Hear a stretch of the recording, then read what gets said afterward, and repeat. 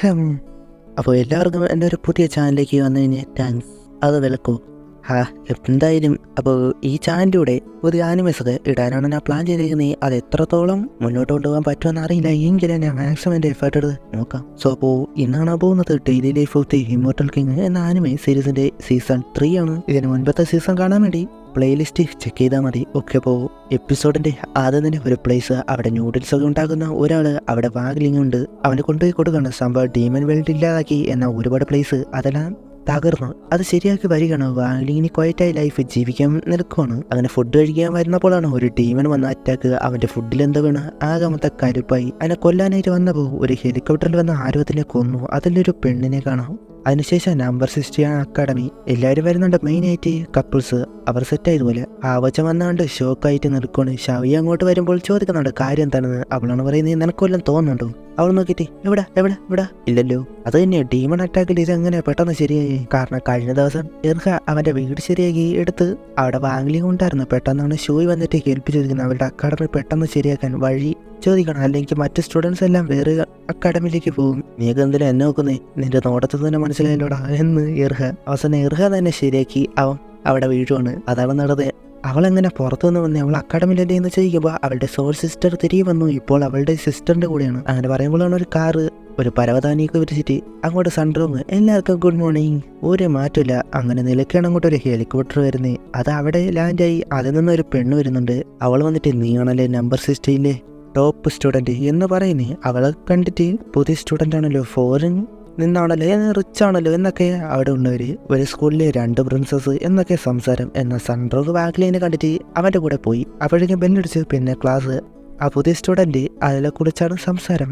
ആ ലോഗോ അത് ക്യുമിയ ഫാമിലിയ എന്നൊരു ഫേമസ് എക്സോസിസം ഫാമിലിയിലുള്ള ലോഗാണ്. അപ്പോൾ അവൾ അവിടെ നിന്നാണ് വന്നത്. എന്നാൽ അത് വേറെ സിറ്റിയിലുള്ളതാണ്. ഇവിടെ എന്തിനാണ് വന്നത് എന്ന സംശയമാണ് അവർക്ക്. അപ്പോഴേക്കും അവളുടെ ആൾക്കാർ വരുന്നു. വാങ്ങിയും മൈൻഡ് ആക്കുന്നില്ല. വന്ന ഉടനെ ആ ബോർഡിൽ അവളുടെ പേര് യോഷിക്കോ കുമിയ എന്ന് അവളുടെ ഫാമിലിയൊക്കെ എഴുതി വെച്ചേക്കാണ്. അവിടെ അടുത്തുള്ള നമ്മുടെ ഒരേ ഒരു പ്രിൻസസ് ആണ്. എല്ലാവരും വെൽക്കം ചെയ്യും. അവൾ സ്റ്റോപ്പൊക്കെ കിട്ടി. എനിക്ക് സൺറോ നിന്നോട് ഫൈറ്റ് ചെയ്യണം. കാമായിട്ട് ആണ്. ഇതെന്ത് തൊല്ല എന്ന പോലെ അവളും. നീയല്ലേ ടോപ്പ് സ്റ്റുഡൻറ്റ്. സൺ ഫാമിലിയിലെ പ്രിൻസസ് കുമിയ ഫാമിലിയിലെ പ്രിൻസസും ഒരേ സ്കൂളിൽ ഒരേ ടോപ്പ് സ്റ്റുഡൻ്റ് ആയിട്ട് നിൽക്കാൻ പറ്റില്ല. അത് അവൾക്ക് ഇഷ്ടപ്പെടാത്ത പോലെ. അങ്ങനെ നിൽക്കുകയാണ് ടീച്ചർ ഷോ എന്നിട്ട് അത് തന്നെ യോഷിക നീ നോർമൽ ക്ലാസ്സിലാണ്. പുറത്തെടുത്ത മാപ്പ് പറയാണ്. ഞാൻ നന്നായിട്ട് നോക്കിയില്ല, എന്നോട് ക്ഷമിക്കുക. കാരണം സൺറോങ് എല്ലാവരുടെയും മുൻപിലൊരു ടോപ്പാണല്ലോ. അവളുടെ മുൻപിൽ വില പോയി. നമ്മുടെ ഡീമൻസ് ഇപ്പോൾ കൂടി വരികയാണ്. നമ്മുടെ ക്യുമിയ ഫാമിലി വാശുവിൽ വളരെ നല്ല ടൈമാണ്. കാരണം എക്സോസിസം ആണല്ലോ. ഞാൻ സ്റ്റാർട്ടിങ് പറഞ്ഞു ഫസ്റ്റ് നമ്പർ 60 അക്കാഡമി, പിന്നെ ഹോങ്ങായ് സിറ്റി, അവസാനം ഹുവാശു മുഴുവനായിട്ടും പിടിച്ചെടുക്കണം നമ്മുടെ ക്യുമിയ ഫാമിലിയിൽ അവരുടെ എക്സോസിസം കാണിക്കാൻ വേണ്ടി. എന്നാൽ നീ കാരണം എൻ്റെ പ്ലാൻ അത് കളങ്കം വന്നു. അതുകൊണ്ട് നീ വേണ്ട എന്ന് പറഞ്ഞ് അവളുടെ കയ്യിലുള്ള എന്തോ ഒരെണ്ണം വെച്ച് പുറത്തെടുത്ത് അതിൽ നിന്നും ഡീമനെ പോലെ ഒരു സാധനം വന്നിട്ട് കൊന്നുകളഞ്ഞ്. അതുകൊണ്ട് പേടിച്ചിട്ട് പ്രിൻസസ് വളരെ ഇൻ്റലിജൻ്റ് ആണ് എന്നൊക്കെ അവന്മാരും. അപ്പോഴാണ് സൺറോങ് പോകുന്നത് കാണുന്നത്. അവളെൻ്റെ ചലഞ്ചിൽ ഇൻട്രസ്റ്റ് ഇല്ലാത്ത പോലെ. വാങ്ങിലേക്ക് സൺറോങ് നടന്നു വരികയാണ്. ടീമിൻ്റെ അറ്റാക്ക് നടന്നതൊക്കെ സൺറോങ് പറഞ്ഞു വരുമ്പോഴാണ് യുഷിക അവിടെ വരുന്നത്. നിനക്ക് എന്താ വേണ്ടേ? ഒന്നുമില്ല, എന്നെ വാങ്ങിലിങ്ങിന് ഒരു ഗിഫ്റ്റ് കൊടുക്കാൻ വന്നതാണ് എന്താ പറഞ്ഞിട്ട് റാക്കൂൺ ക്രിസ്പി നൂഡിൽസിൻ്റെ പ്രീമിയം എഡിഷൻ അത് കാണിച്ച്. അതുകൊണ്ട് അവൻ വരുമെന്നാണോ? അല്ലേ വാങ്ങി എന്ന് പറഞ്ഞാൽ നോക്കുമ്പോൾ അവൻ ആൾറെഡി അവിടെ എത്തി. ഇത് ലിമിറ്റഡ് എഡിഷനാണ്. വാങ്ങിലിങ്ങിന് ഏറ്റവും ഇഷ്ടപ്പെട്ടതാണല്ലോ. സൺറോങ്ങിനാകട്ടെ ആകെ മൊത്തം കലിപ്പായി. ഏഞ്ചലാകട്ടെ വേണ്ട കൂളാവുക. എന്നാൽ ടീമിന് അവള് വാഗ്ലിങ്ങിനെ തട്ടിക്കൊണ്ടു പോകും. നീ എന്തെങ്കിലും ചെയ്തില്ലെങ്കിൽ നിനക്ക് എൻ്റെ പണിയാവുക.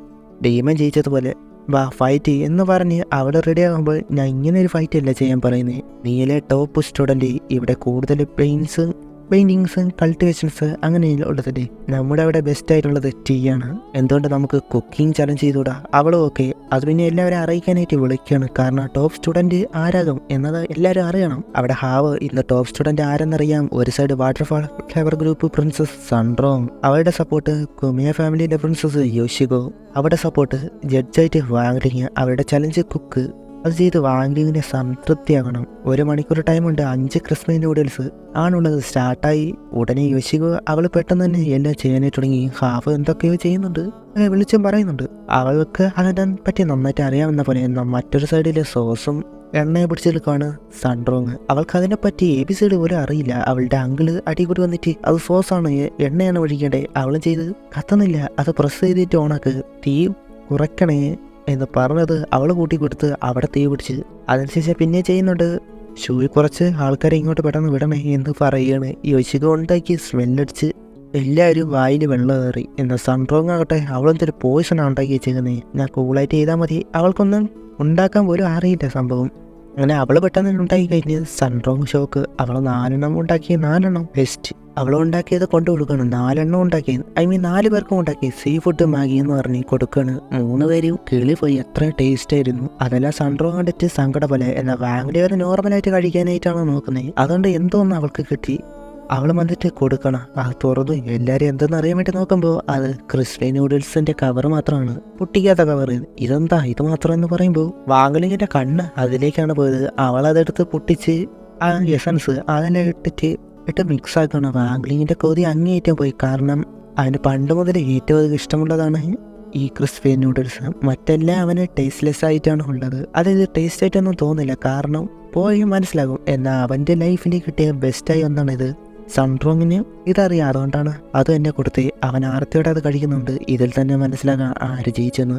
ഹാവോ എന്നാൽ ഇത് ചീറ്റിംഗ് ആണെന്നൊക്കെ യോശിക പറയുമ്പോൾ നിനക്ക് വാങ്ങലിങ്ങിനെ പറ്റി അറിയില്ല. നോക്ക്, നിന്റെ ഫുഡ് അവൻ കഴിച്ചത് പോലുമില്ല. നീ നന്നായിട്ട് ഉണ്ടാക്കി സോസൊക്കെ വെച്ചാലും യഥാർത്ഥ ടേസ്റ്റ് കിട്ടില്ല. അങ്ങനെ സൺറോങ് ജയിച്ച ടോപ്പ് സ്റ്റുഡൻ്റ് ആയിട്ട് മാറി. വാ പോകാന്ന് പറഞ്ഞിട്ട് അവനെയും കൊണ്ടുപോയി. ആളുടെ ഫസ്റ്റ് പ്ലാൻ തന്നെ ഫ്ലോപ്പായി. ഇതിലൂടെ ഒന്ന് മനസ്സിലാക്കാം ഏറ്റവും എളുപ്പത്തിൽ ബെസ്റ്റായ ഫുഡ് ഉണ്ടാക്കണം എന്ന്. ഇനി ഗേൾസ് ആൻഡ് ബോയ്സ് മാഗി മാത്രം ഉണ്ടാക്കാതെ പോയല്ല മീൻ വെക്കടേ. Okay bye.